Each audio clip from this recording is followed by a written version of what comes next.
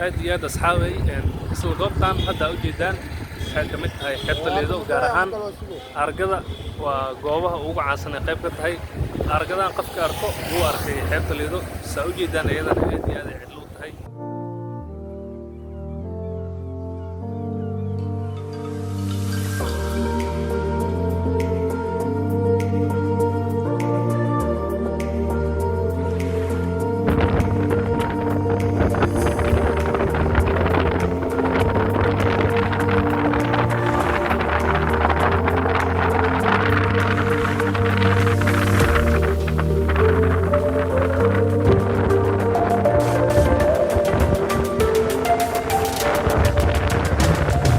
saad aragtaan maanta siduu yahay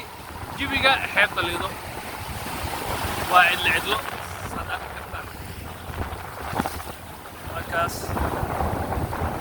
doomaha dalxiiska dhammaan way ka mid yihiin doomaha kalluumaysiga way ka mid yihiin sidoo kaleeto baddaas gadaasheeda ka muuqato waa kawaanka cusub ee malaayga doontaan haddeertan iyadana soconaysaa waa dadka intaan wax saaran malaayga waxaa saaran naquudiyaha doonta wadaha sidoo kaleeto doomahan gadaasheeda ka muuqdo waa doomaha kalluumaysiga oo caawa isku diyaarinayo in ay aadaan kalluumaysiga aad iyo aad waa ujeedaan doomaha hadda soo wada xaroonayaan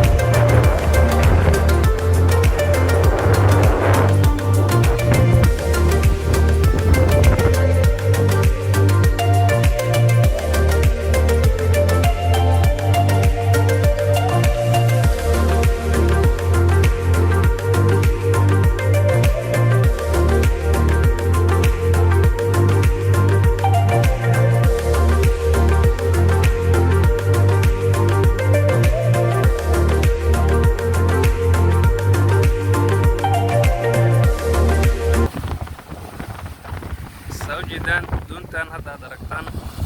waa mid ka mid ah doomaha kalluumaysiga